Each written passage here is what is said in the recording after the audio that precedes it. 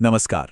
आज हम बात करने वाले हैं एक ऐसे त्योहार के बारे में जो सिर्फ एक उत्सव नहीं बल्कि अपने आप में एक आध्यात्मिक सफर है। जी हाँ, हम बात कर रहे हैं नवरात्रि की, यानी 9 रातों की यात्रा। जरा एक पल के लिए सोचिए, क्या हो अगर कोई त्योहार सिर्फ नाच गाने और पूजा पाठ तक ही सीमित ना रहे, बल्कि वो आपकी जिंदगी को बदलने का, आपके अंदर एक पॉजिटिव बदलाव लाने का एक पूरा का पूरा रोड मैप बन जाए। नवरात्रि बिल्कुल यही मौका देती है। तो चलिए, सबसे पहले इसके नाम को ही समझते हैं। बहुत आसान है। नव का मतलब होता है 9 और रात्रि का मतलब तो आप जानते ही हैं, रातें। तो नवरात्रि का सीधा सा मतलब हुआ नवरातें। और बस यही इस त्योहार का पूरा आधार है। तो सवाल ये उठता है कि आखिर ये त्योहार है क्या और इसे मनाया क्यों जाता है। आइए इसके बिल्कुल बेसिक कॉन्सेप्ट को समझते हैं। इस त्योहार के दिल में है नंबर 9। ये कोई एक दिन का जश्न नहीं है, ये पूरे 9 दिनों और 9 रातों तक चलने वाला एक अनुष्ठान है। और मजे की बात यह है कि इसमें हर एक दिन का अपना एक खास मतलब होता है। देखिए, नवरात्रि असल में दैवीय स्त्री शक्ति यानी शक्ति को समर्पित है। ये वही देवी हैं जिन्हें हम दुर्गा, काली और कई दूसरे रूपों में पूजते हैं। सोचिए, ये वो कॉस्मिक एनर्जी है जो हमें ताकत देती है, जो हमारी रक्षा करती है और जिससे ये पूरी सृष्टि बनी है। अब हर बड़े त्योहार के पीछे एक जबरदस्त कहानी होती है ना?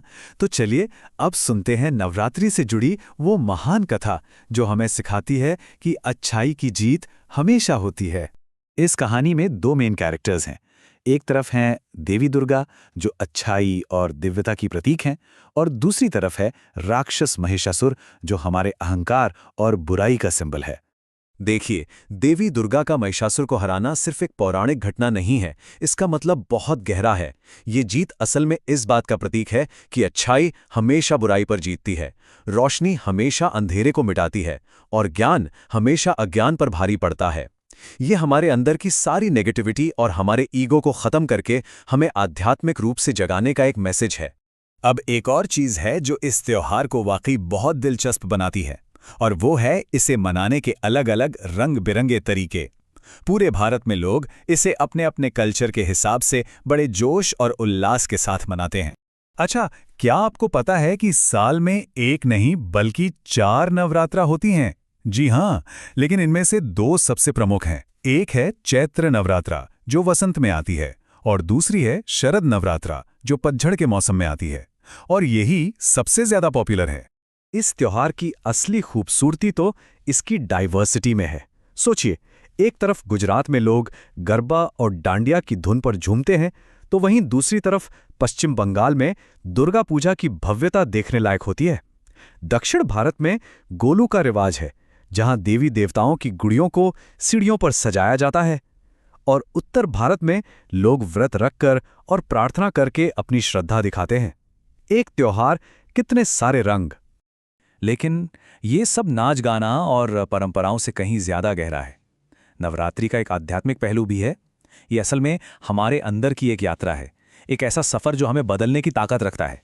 ये जो 9 रातें हैं ना, ये असल में हमारे अंदर के बदलाव का एक 3 स्टेप प्रोसेस है। पहले 3 दिन हम देवी दुर्गा की ऊर्जा से अपने मन की सारी नेगेटिविटी, सारी अशुद्धियों को हटाते हैं।